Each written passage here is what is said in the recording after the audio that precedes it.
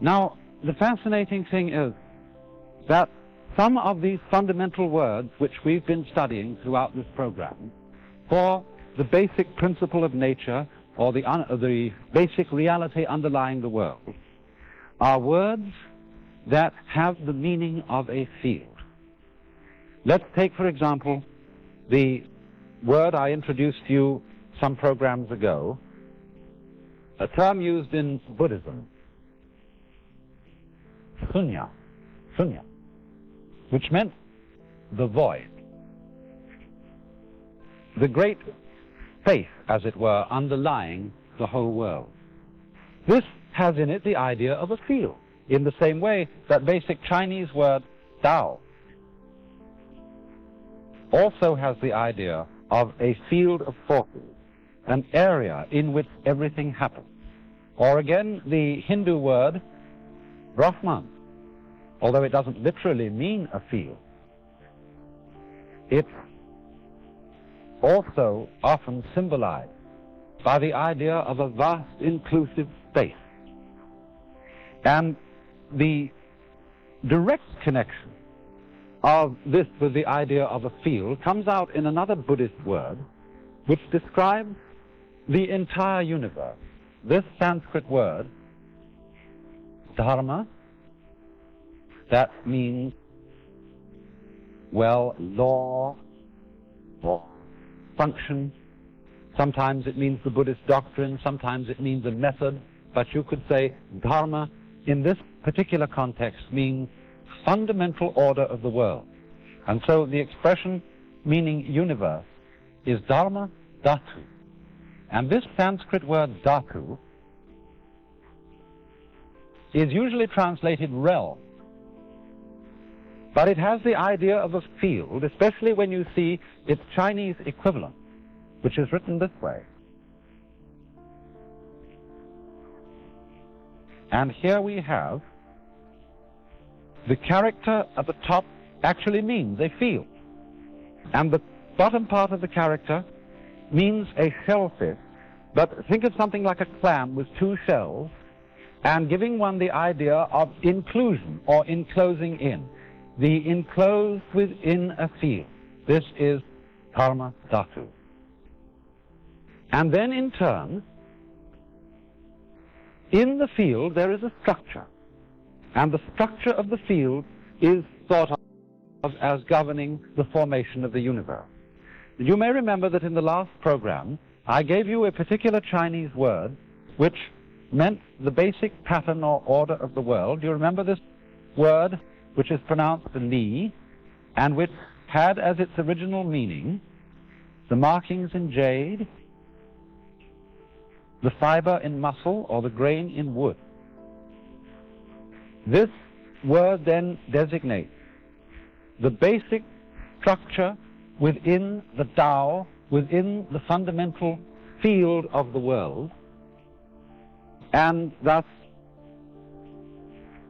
its order, which can be, as it were, understood by looking at it, but is too complex, too much happening so fast altogether at once for us ever to be able to analyze it in the relatively clumsy language of words.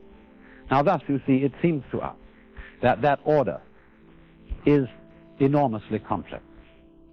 The order of nature, the order of beauty, the order of ethics, all these kinds of orders, that for us, when we try to think about them bit by bit.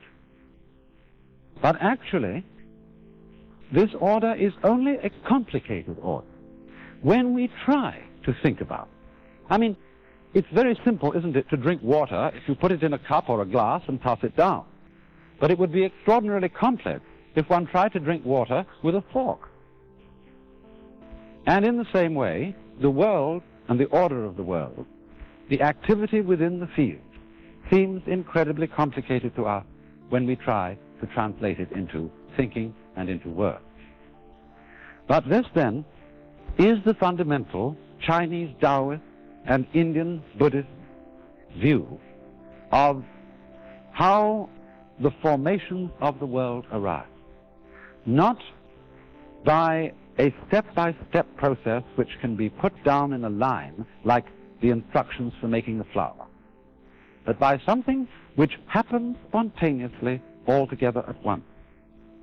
And this particular form of activity is commonly represented in Eastern art by many-armed and many-headed figures of various divinities, such as this particular Tibetan figure of Kuan Yin.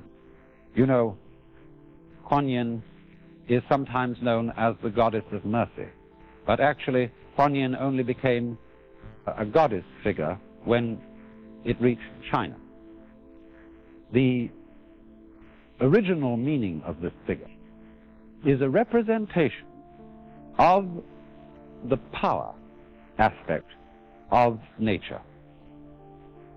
And this wonderful Tibetan figure is graciously lent from the collection of my friend Mr. Sunya Lee here in San Francisco. But the interesting thing about it is you see that the figure has 3 faces and 8 arms. And you might think that that presents an incredible problem of coordination. But isn't it really the same problem that we have in being alive in the simplest and most fundamental way? Our own bodies, without our thinking about it at all, are doing all kinds of things all together at once, and we don't have to stop to think about it. Do you remember the little rhyme, thinking of creatures with many arms, the little rhyme that says, "The centipede was happy quite, until a toad in fun said, 'Pray, which leg goes after which?' This worked its mind to such a pitch, it lay distracted in a ditch, considering how to run." And you may have noticed that the same thing can happen to us when we think too hard about how we breathe. Or if you're doing something to which you're accustomed in quite a mechanical way, like knitting or tying your necktie, when you begin to think about it too hard, you get balled up and you start dropping stitches. And so one might ask, how is it possible for Kuan Yin, this figure that we have seen, to use so many arms, to use so many faces, so many eyes? It's the same question. How can the centipede use so many legs? How can we make our bodies function, all the different parts of it going together at once without our having to think about it at all? And the answer that the Eastern world would give is that it happens because it is a field of forces. It is, in other words, a process that's going on, not governed by a boss, but a process that is self-governed. Because, you see, their idea of nature corresponds, perhaps we would say, to a democracy rather than a monarchy. In a monarchy, we have a political type of order, where one mastermind is telling all the other people what to do. But we are aspiring, aren't we, in a democratic kind of political setup, to have something that is not so much like a monarchy as it is like a living organism, which is self-governing, where all the parts develop independently and yet harmoniously in terms of the pattern in a field. And so, speaking of the fundamental principle behind the world, old Lao Tzu, you remember him? I'll write his name down again, just in case you forget this rather difficult Chinese pronunciation. Lao Tzu, the founder of the Taoist philosophy, who's said to have lived about 600 BC, but probably lived much later. He said, speaking of Tao, "The great Tao flows everywhere, both to the left and to the right. By it all things come into being. It loves and nourishes them, but does not lord it over them. Merits accomplished, it lays no claim to them." In other words, this is an idea of the ultimate reality, which does not govern the universe by ruling it, by telling it what to do, but by, as it were, letting it be free